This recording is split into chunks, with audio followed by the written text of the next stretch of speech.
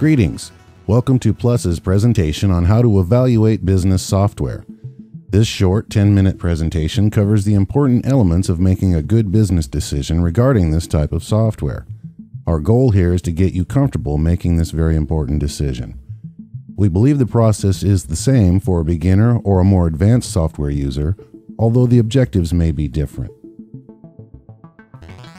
The first step in selecting business software is to clearly understand your goals. Your goals vary depending on your current level of automation. If this is just the beginning, your primary goal is to get started.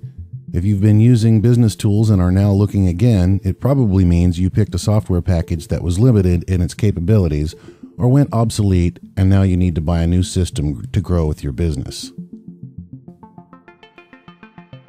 Either way, one of the goals of any business owner is to pick a package that will grow with you as your capabilities grow. Don't get painted into a corner by a system that doesn't grow with you.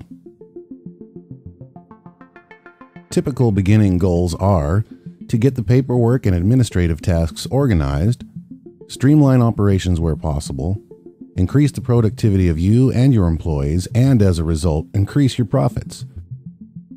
Improve your image to your customers with a modern system that puts you clearly in today's times.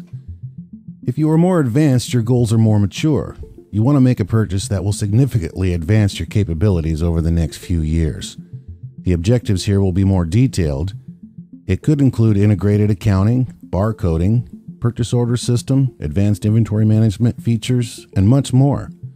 Write your goals down and be clear in your mind what your expectations are out of your software. This will allow you to be clear with the software vendors you plan to evaluate. If you are just beginning, don't take on too much too quickly. Start with the basics, like automating your point of sale. Be careful with your selection here. Many businesses start with a simple, cheap work order or invoicing program. You will find these software packages almost always dead end. You get what you pay for. The real cost here is the labor that the owner and employees put into learning this software, and then have to throw it all away to relearn a new package later when they become more competent. This is very expensive. Ask any owner that has made this mistake. Relearning a new system takes a great deal of time. It's something you only want to do once or twice in the business's lifetime.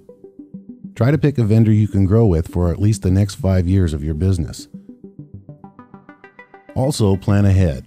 If you haven't automated your accounting, consider how that might work with the software you're selecting today. Does it export to QuickBooks? Does it have a fully integrated accounting package? What do they recommend for automating accounting in the future?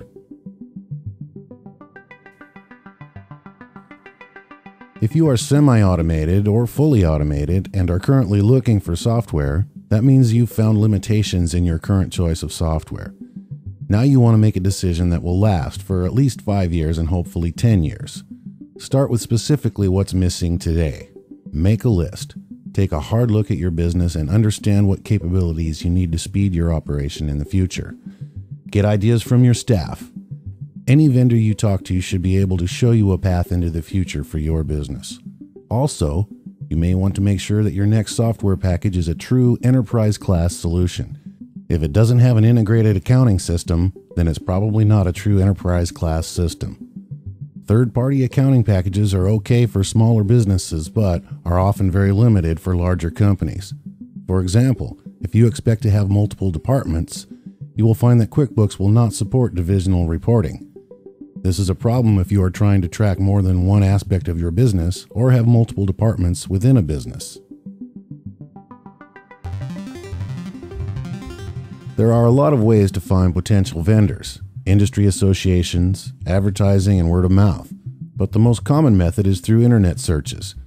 The internet will provide you with the largest list of vendors and the fastest means to list them all. A word of caution, however, the best software packages aren't always the ones listed high on the search engine. You will need to visit a number of different sites to find what you are looking for. After scanning the internet for vendors, eliminate any vendor that is limited in functionality.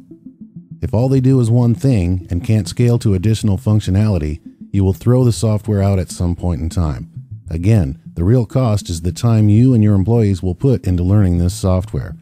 You will invest hundreds of hours over the next year perfecting your understanding of this software. Multiply your labor cost by the time you are investing, and you will see pretty quickly where your real cost in software lies. Try to review, in some amount of detail, at least 10 vendors. You will then want to narrow the list to about 3 vendors that you will fully evaluate. Once you've narrowed the list to 3 vendors, you're in the home stretch of making your selection. It is key that you dedicate time to the next few steps. You will want to contact each vendor. The first step is to share your goals for the business software with them. Outline specifically what you want and need. Ask them to explain how they will help you meet your goals. If they struggle with this, it's likely the software won't meet your objectives. Ask about training. It's significantly cheaper to pay for training than struggle with your time or your employees' time trying to figure the software program out. You want to get the software working for you as soon as possible. If the training is ad hoc, then this could be a warning sign. Does the company have a specific curriculum to get you started? Can I get advanced training as I develop? Regarding pricing, advanced business software is complicated to price. It varies depending on the number of users and the number of software features you are purchasing.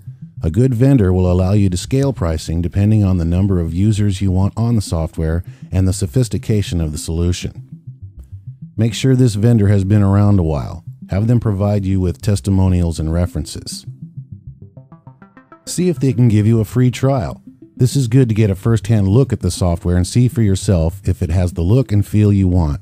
Often a guided demo of the software is available. This is useful as the vendor can show you quickly the functionality of the software without having you poke around yourself to find it. If you do get a free trial, call in and ask questions. This will give you a feel for the quality of their service organization. If you have been diligent in your process, then feel comfortable with your decision.